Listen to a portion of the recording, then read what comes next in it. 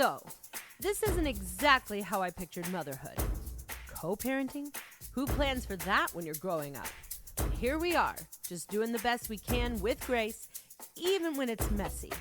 I'm Jody Grace, wife, bonus mom, and professional peacekeeper, and host of Co-Parenting with Grace, the podcast for families that don't fit into a tidy little box. Every week, we're getting real about what it's like to raise kids across households, hold boundaries with love, and find our footing in the chaos. You'll hear stories from moms and dads of all kinds and the professionals who help us through it. Because parenting, it's a team sport, and this team is blended. So grab your coffee, your earbuds, or your sanity, whatever you're holding today, and let's talk about it.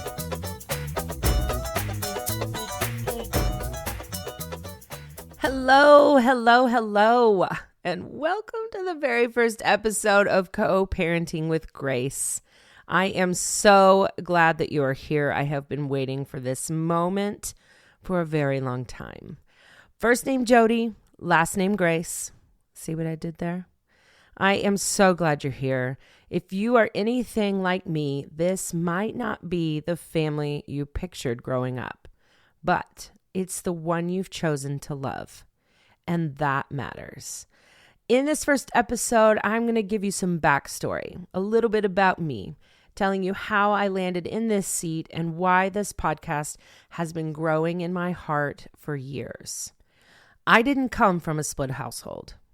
My parents married young, had kids young, and stayed together, and I had a pretty traditional upbringing.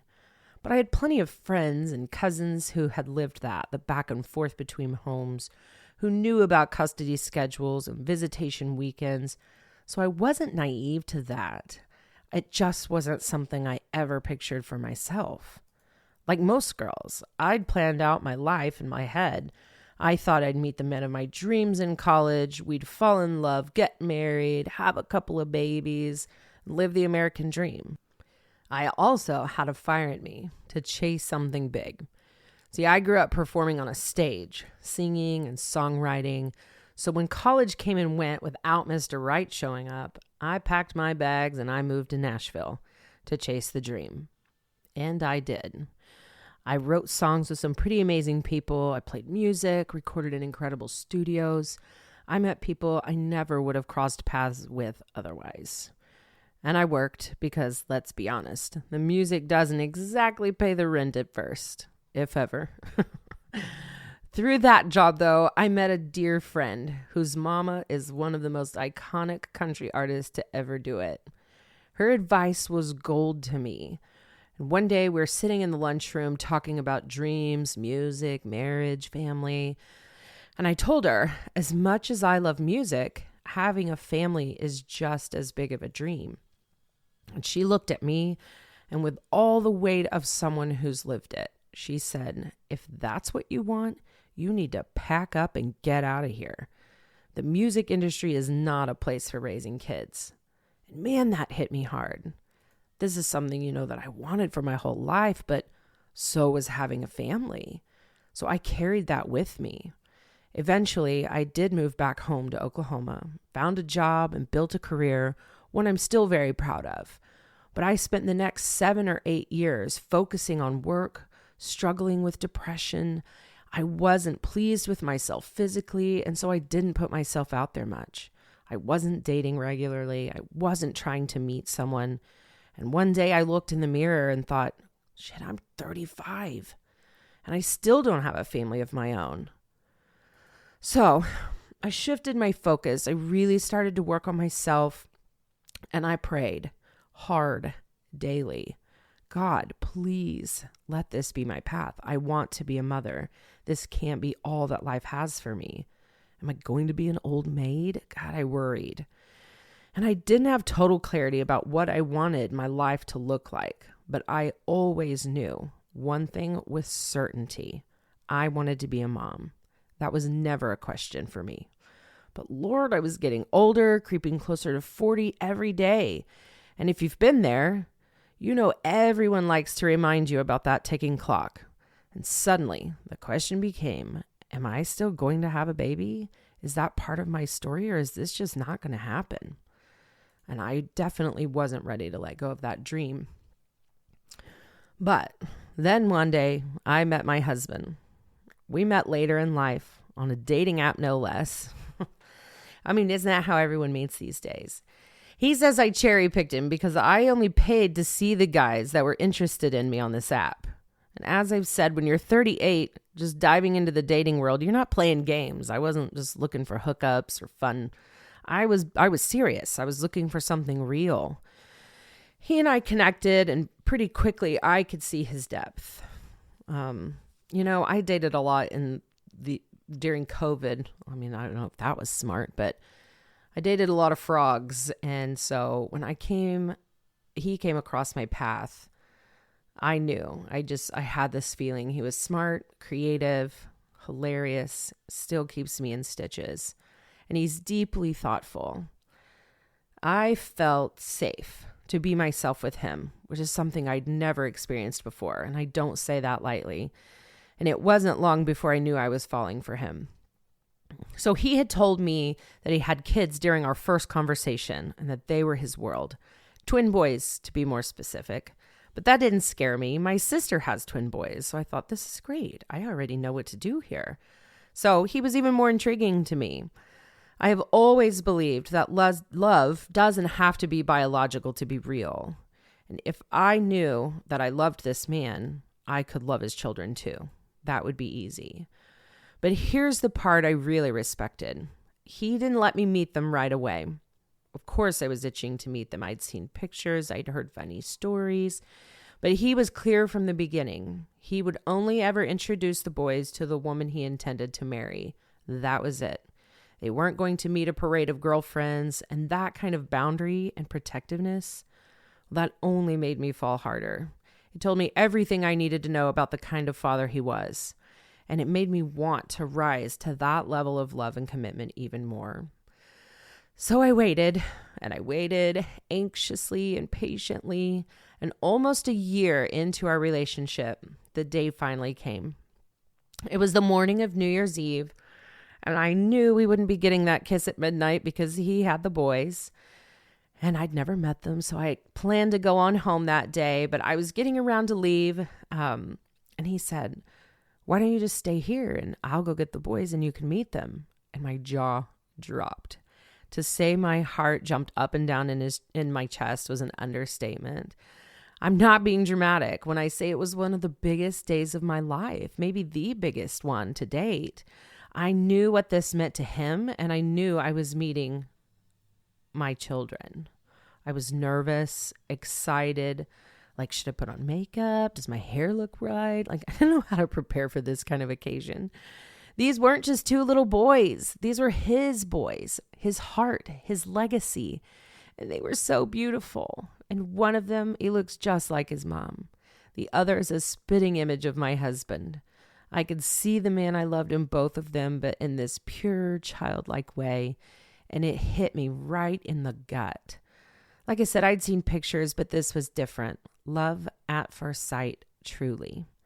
The moment was emotional for both of us. For me, for my husband, he'd waited so long to introduce us, and I'd waited so long to be introduced. And here we were. The moment had come. Our worlds were merging. And I knew I would play a role in their lives that mattered, that I'd never take it for granted. Loving them has been the easiest part of all of this. I loved them before I met them. And the second I saw them, that love only grew. Has it always been easy? No. But the love itself, that part came so naturally for all of us. They didn't have to be mine by birth for them to be mine in my heart. For a long time, I felt like an outsider, though. Not because anyone made me feel that way on purpose. I think it was just natural because I just didn't know quite how to fit in. I wasn't their mom. I wasn't their babysitter. I wasn't a stranger. I was this loving, present, motherly figure who just technically hadn't earned any kind of title yet. And it's hard to hold that space, to be doing all the things a mother does, but without the label or a roadmap of what's next.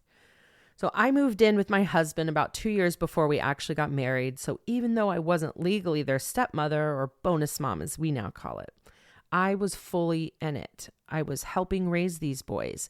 But titles don't come with instruction manuals, and they don't tell you how to feel. The kids warmed up on their own timelines, which I fully expected.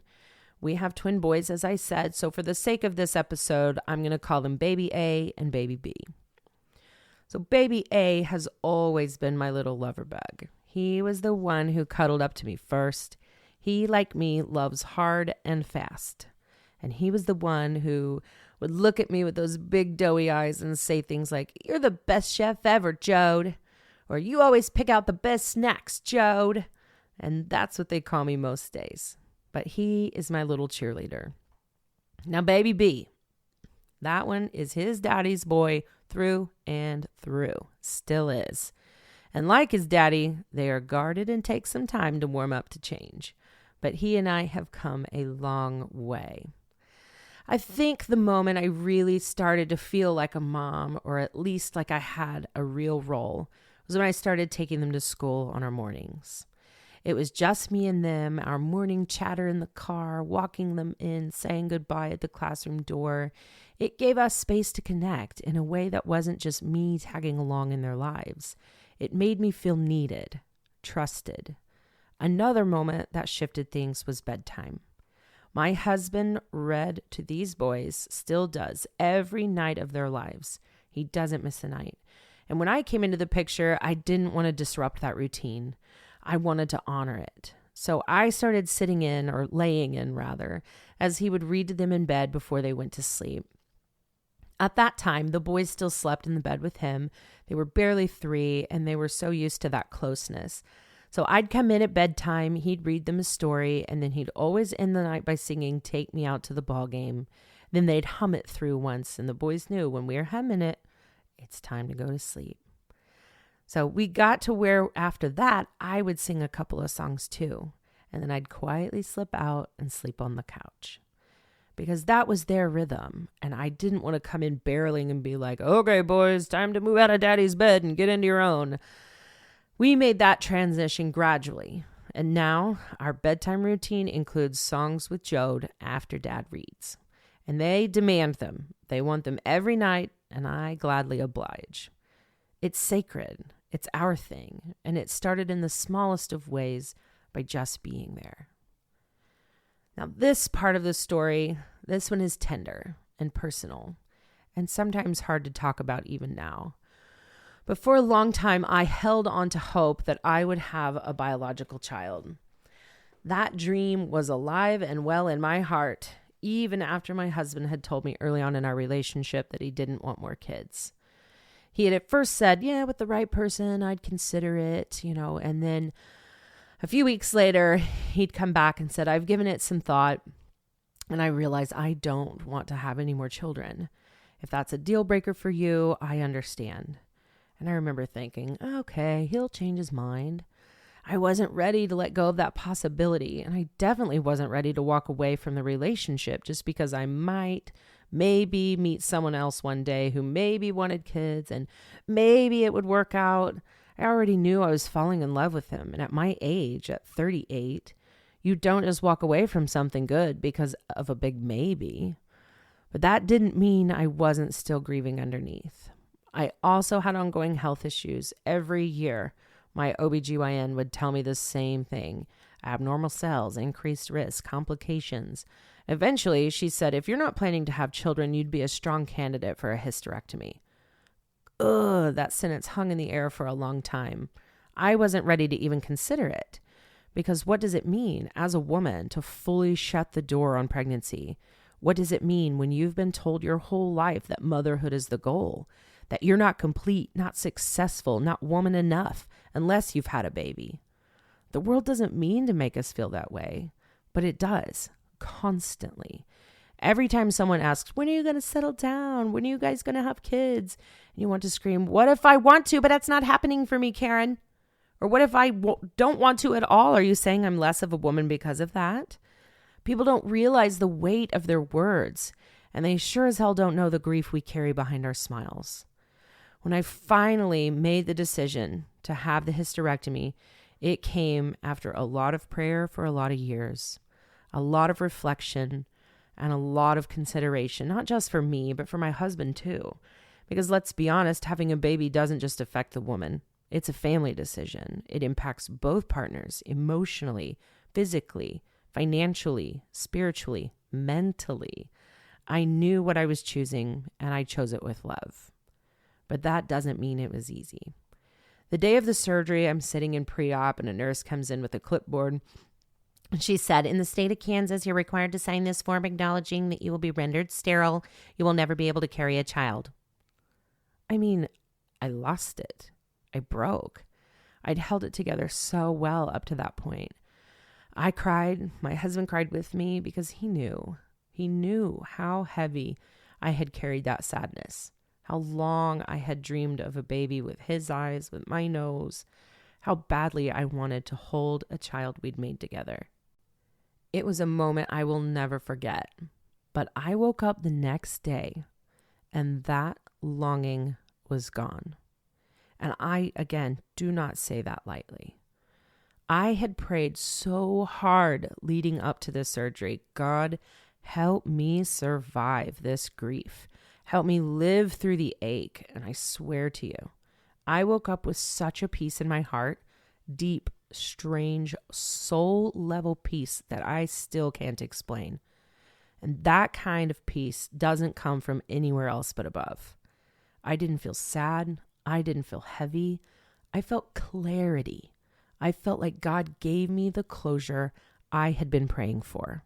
And in that moment, I knew I could put my full focus on the path ahead, into the family I did have, into the life I'd been given. It wasn't what I'd imagined, but it was mine, and I couldn't love it more. I'd be lying if I said there wasn't guilt sometimes. Not just guilt for grieving, but guilt for how that grief showed up. We don't get to choose that. I'd look at my boys and I'd see the people who created them, my husband and another woman.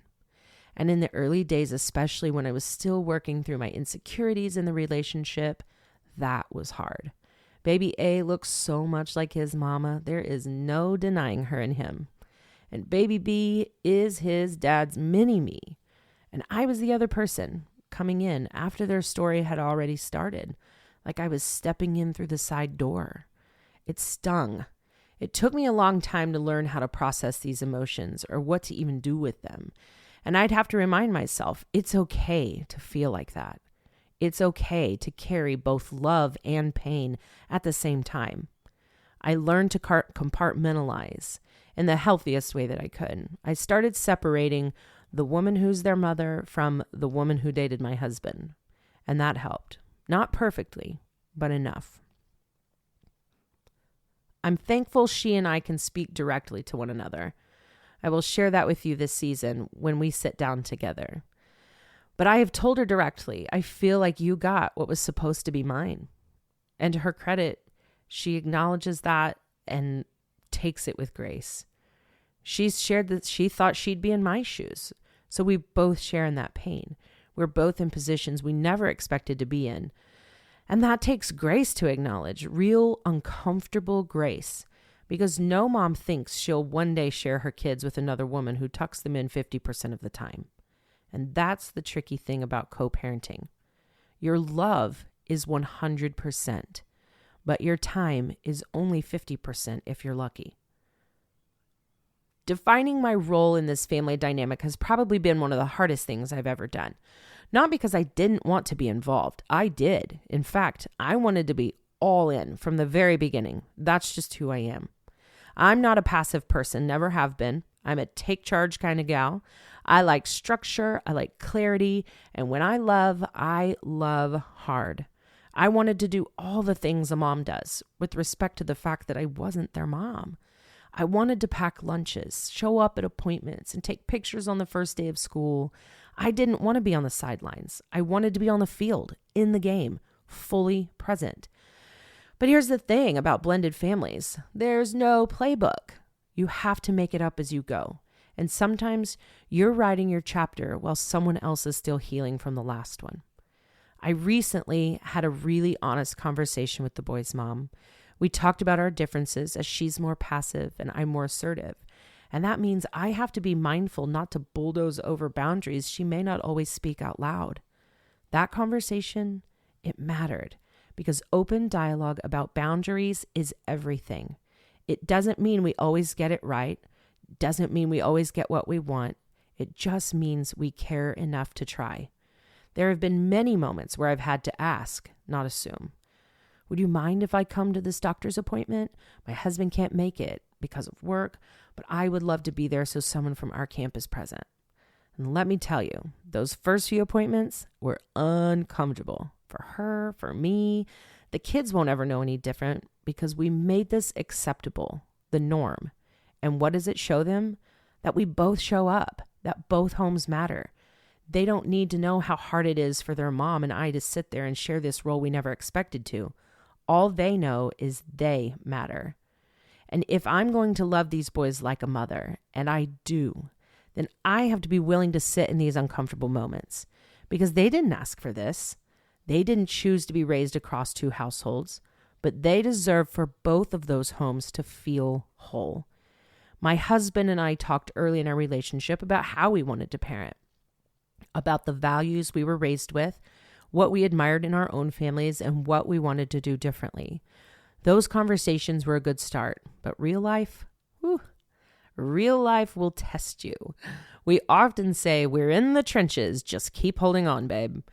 We didn't have a template. Neither of us had been married before. This was a first go at parenting and not something he expected to ever be doing. And it was my first go too, just in a very unconventional way.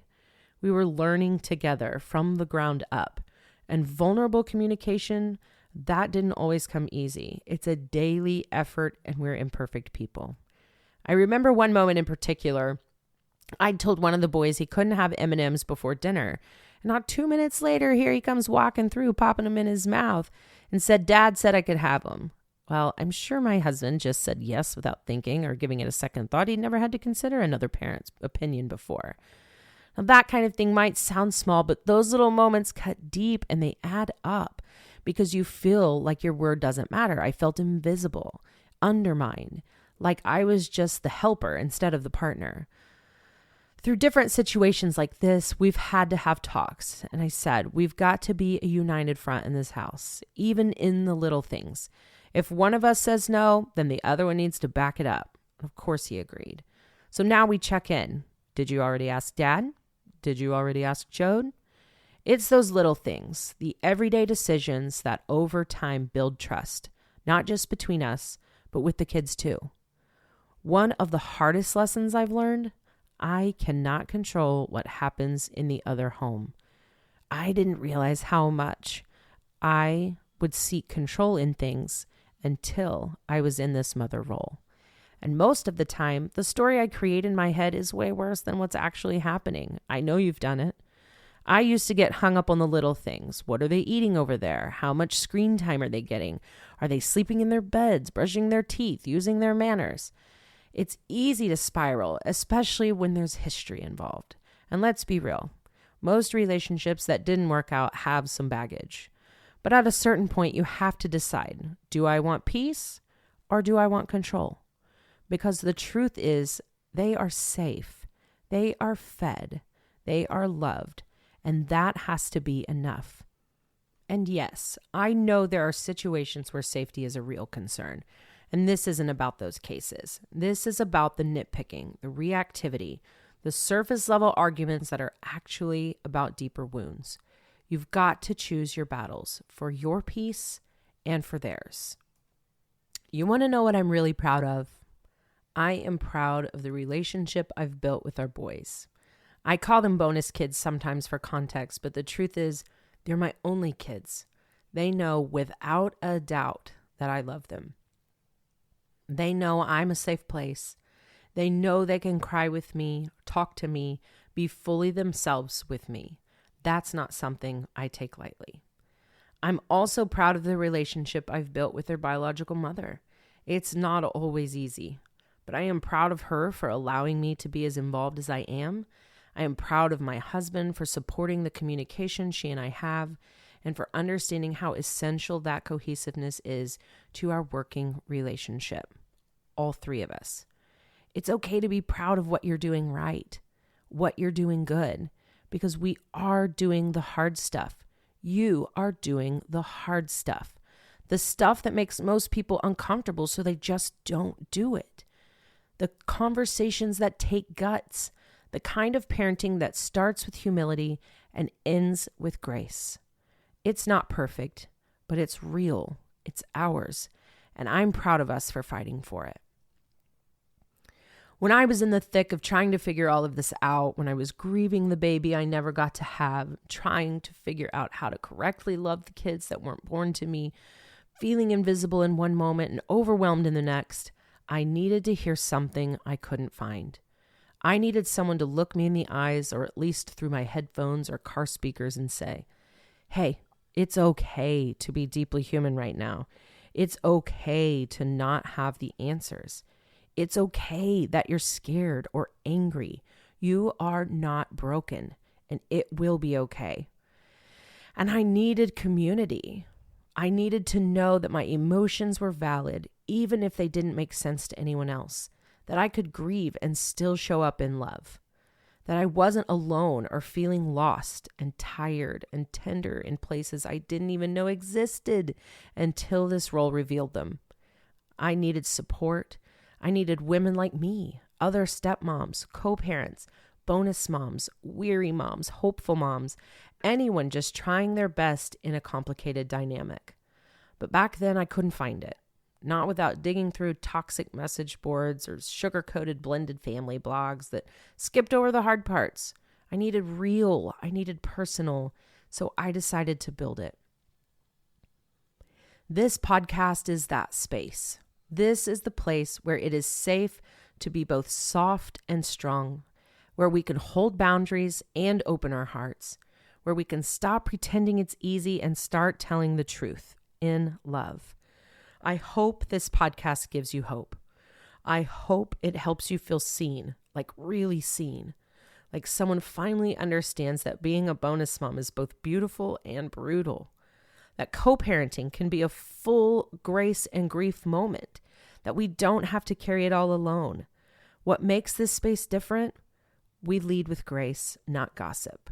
We lead with respect, not negativity disguised as rhetoric. We're not here to bash, blame, or compete. We are here to figure it out together, to laugh, to cry, to ask hard questions, to offer a safe space for families who don't fit into a tidy little box. We are the Grace family, and this space is for us. And here is what I believe with my whole heart. Grace doesn't mean it's easy. It means we keep showing up even when it's hard. It means we choose kindness even when it's uncomfortable. It means we offer compassion even when it's not deserved. And why do we do it? Why is it worth it? Because our kids are watching. And I don't know about you, but I want to be the kind of woman, the kind of mom my boys can look up to. I want to model resilience, humility, strength, forgiveness. I want to show them that even in hard things, especially in hard things, love is still possible. So if you're still here, thank you. Thank you for listening to my story. Thank you for being a part of this community. And thank you for showing up for your people, even when it's complicated. This is just the beginning, and I hope you'll stick around because next week we are digging into what co-parenting really means. And my sister will be joining me. We have a unique perspective. She's a biological mom to twin boys, and I'm stepmom to twin boys. So we're talking different angles of co-parenting, not the TikTok version, the legal definition, but the actual lived-in, messy, and meaningful reality of parenting across households. This season is stacked with interviews you won't want to miss. As always, this podcast is here to support, not replace licensed advice from therapists, attorneys, or professionals who know your story. If this episode spoke to you even just a little, I'd be so honored if you'd take a moment to subscribe, leave a review, or share it with someone you love. This is how we grow the Grace family. One story, one connection at a time. So follow the show on Apple Podcasts, Spotify, or wherever you like to listen. And if you want to keep the conversation going, head over to coparentingwithgracepodcast.com or find me on Instagram at coparentingwithgrace. Remember, you're doing better than you think. I'm Jody Grace, and this is Co-Parenting with Grace.